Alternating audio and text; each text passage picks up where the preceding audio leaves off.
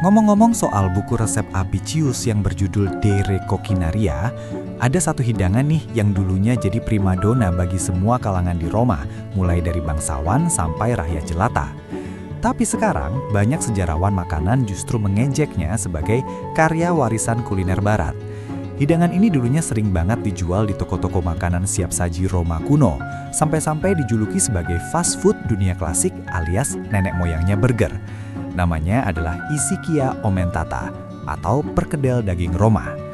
Kalau bicara soal pembuatannya, sebenarnya sederhana saja. Ini cuma bola daging besar yang dicampur rempah-rempah. Tapi kalau kita perhatikan detailnya, kita bisa mengintip kebiasaan makan di kota abadi tersebut pada masa itu. Pertama, soal pemilihan daging. Berbeda jauh dengan harga pasar sekarang, zaman dulu daging babi justru jauh lebih mahal daripada daging sapi. Kenapa? Karena saat itu daging babi diakui oleh kelas atas Roma sebagai bahan makanan wajib untuk pesta. Bagi orang Roma, tujuan utama memelihara babi hanyalah untuk diambil dagingnya. Jadi daging babi melambangkan sebuah kebutuhan kesenangan yang murni dan mewah.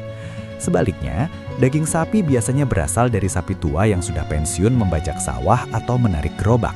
Makanya tekstur dagingnya keras dan kasar, serta punya citra sebagai makanan kelas bawah yang menyedihkan. Jadi meskipun daging sapi saat itu langka, ia nggak pernah bisa masuk ke meja makan yang bergengsi. Lalu soal rempah-rempah. Untuk versi mewah Isichia Aumentata, selain harus pakai lada eksotis dari India yang dibawa armada kapal pedagang melalui Laut Merah, ada satu bahan lagi yang sangat populer di dunia kuliner dan pengobatan Mediterania, buah myrtle atau taujinyang. Buah kecil berbentuk oval ini biasanya berwarna biru tua, teksturnya lunak dan punya biji kecil-kecil. Dalam dunia rempah, buah ini punya rasa agak pahit mirip lada dan aromanya bakal makin kuat kalau dimasak. Makanya buah ini sering diduetkan dengan lada, jintan, dan madu untuk membuat saus daging yang bisa menghilangkan bau amis sekaligus menambah aroma. Sekarang daerah di Eropa yang paling suka rasa ini adalah Pulau Sardinia, yang dulunya pernah dikuasai bergantian oleh Venesia dan Roma. Minuman keras atau liqueur dan selai myrtle dari sana masih sangat terkenal di Eropa sampai sekarang. Terakhir, ada satu ciri khas Isichia Aumentata yang perlu dibahas. Supaya dagingnya nggak hancur saat dimasak, orang Roma 2000 tahun lalu membungkusnya dengan caul fat atau lemak jala.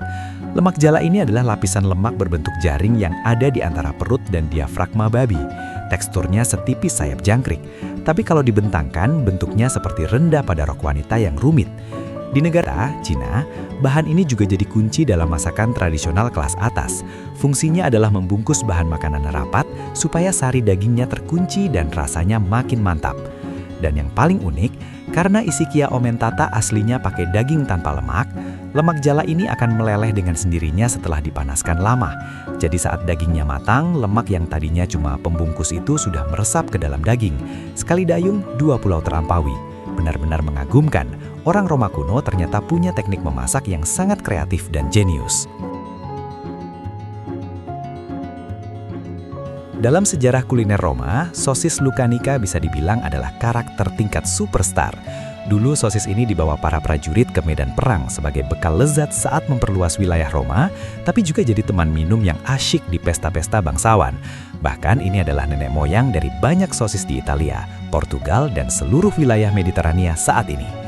Nama Lucanica diambil dari sebuah tempat yang mencakup seluruh provinsi Basilicata Italia Selatan sekarang, serta sebagian wilayah Salerno, Taranto, dan Cosenza. Dulu daerah itu dihuni oleh orang Lucani yang berbicara bahasa Oscan. Lalu sekitar abad ketiga sebelum Masehi, Brutus mendirikan Republik Roma dan melalui ekspansi dan penaklukan, Lucania pun masuk ke dalam wilayah kekuasaan mereka. Tapi berbanding terbalik dengan kemenangan gemilang para jenderal Roma di Perang Samnium dan Perang Pirik, kemenangan yang lebih besar bagi para prajurit Roma adalah sosis khas daerah tersebut. Begitu mereka mencicipinya, mereka merasa makanan ini sangat awet dan rasanya luar biasa enak. Akhirnya resep dan teknik pembuatannya langsung dibawa pulang ke Roma, dan dari situlah nama sosis Lucanica berasal. Pada abad 1 Masehi, sastrawan dan penyair Roma Martial pernah menulis puisi satir yang memuji rasa sosis ini dengan kalimat yang menggambarkan kelezatan dan aromanya. Tapi di sisi lain dia juga bercanda nakal berbau seksual soal bentuknya. Lelucon ini kemudian menyebar luas dan sampai sekarang masih bisa bikin orang Italia tersenyum sendiri.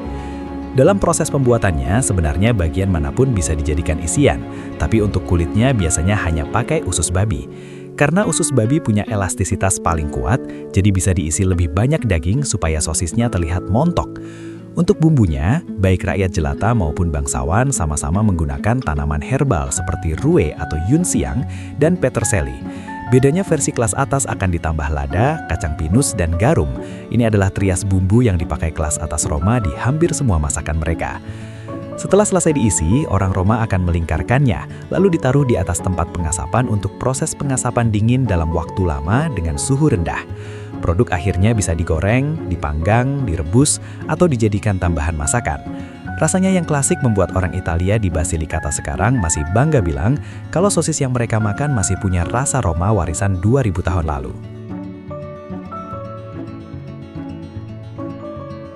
Setelah bahas 2 menu daging tadi, sekarang kita bahas minuman favorit Roma. Sebagai peradaban besar yang belajar dari Yunani kuno dan Etrusia serta punya sisi romantis, bisa dibilang hampir semua cairan di gelas orang Roma ada hubungannya dengan tanaman anggur yang tersebar di pelosok kekaisaran. Tentu saja kalau nggak mikir kondisi luar dan cuma soal selera pribadi, mungkin wine murni adalah satu-satunya cinta mati orang Roma. Tapi karena keterbatasan ekonomi, masa simpan, dan etika, beberapa minuman turunan anggur justru punya posisi luar biasa saat itu. Posca adalah contoh paling ikonik. Begini, di zaman kuno ketika orang mengalirkan air pakai pipa timbal dan mengobati penyakit pakai darah gladiator, teknologi pembuatan wine tentu nggak stabil-stabil amat. Apalagi wine murah yang penyimpanannya buruk, bakal cepat berubah jadi asam. Nah, di saat itulah para pedagang yang haus cuan dan rakyat jelata yang hemat memutar otak.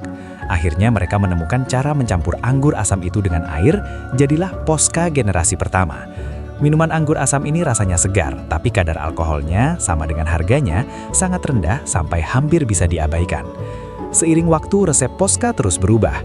Ada yang langsung mencampur cuka buah dengan air, ada juga yang menambah herbal untuk kesehatan.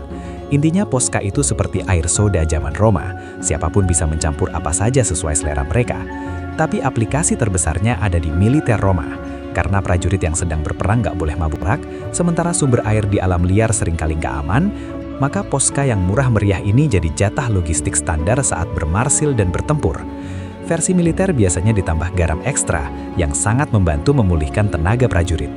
Karena perannya yang penting di militer, banyak perwira dan jenderal Roma kemudian melakukan aksi panggung dengan ikut minum Posca bersama para prajurit untuk menunjukkan rasa solidaritas dan membangkitkan semangat juang. Di saat yang sama, ketika rakyat dan prajurit asyik menikmati Posca, kelas kaya Roma juga punya minuman anggur sendiri, yaitu mulsum atau anggur madu Roma. Konon jauh sebelum Roma berjaya, orang Yunani kuno sudah punya kebiasaan minum anggur dicampur madu. Orang Roma menghormati dan meneruskan tradisi itu, bahkan menjadikannya menu standar di pesta-pesta. Tapi perlu dicatat, berbeda dengan mead di kultur Viking yang murni fermentasi madu, mulsum Roma tidak menekankan proses fermentasi madunya. Tujuan awal mereka cuma ingin pakai rasa manis madu untuk menutupi rasa asam dan getir dari anggur baru atau new wine. Kabarnya rasio campuran yang umum saat itu adalah 1:4. Dengan takaran ini, mulsum yang dihasilkan punya aroma manis yang jelas tapi nggak bikin enak. Selain itu, karena ahli gizi zaman dulu percaya kalau rasa manis paling efektif untuk nambah nafsu makan, segelas mulsum manis di awal pesta pun jadi tren meja makan kelas atas. Kaisar Agustus yang agung dan Nero yang hidup mewah luar biasa adalah penggemar berat mulsum. Agustus menganggap minum mulsum dan mengolesi minyak zaitun Spanyol sebagai rahasia panjang umur. Sedangkan Nero, dia gila-gilaan memasukkan saffron mahal dan kayu manis ke dalam minumannya demi mendapatkan rasa unik yang mirip dessert liquid. Selain itu, karena kadar kemanisan mulsum yang sangat tinggi, orang jadi gampang mabuk tanpa sadar. Makanya ada pepatah peringatan dari zaman Roma. Hati-hatilah dengan mulsum, karena itu adalah jebakan lembut yang membuatmu merasa manis dulu sebelum akhirnya tumbang karena mabuk tanpa terasa. Itulah beberapa makanan yang fenomenal pada zaman Julius Caesar dan Nero, jauh sebelum Perang Dunia. Nah, sebagai info tambahan, ke depan saya akan upload di channel ini video-video tentang perang dan juga tentang makanan seperti di video ini ya. Pokoknya bakal seru deh. Cukup di sini video kali ini. Terima kasih yang sudah menonton sampai akhir. Sebelum pamit, mohon di-subscribe dulu ya. Sampai jumpa lagi. Dadah!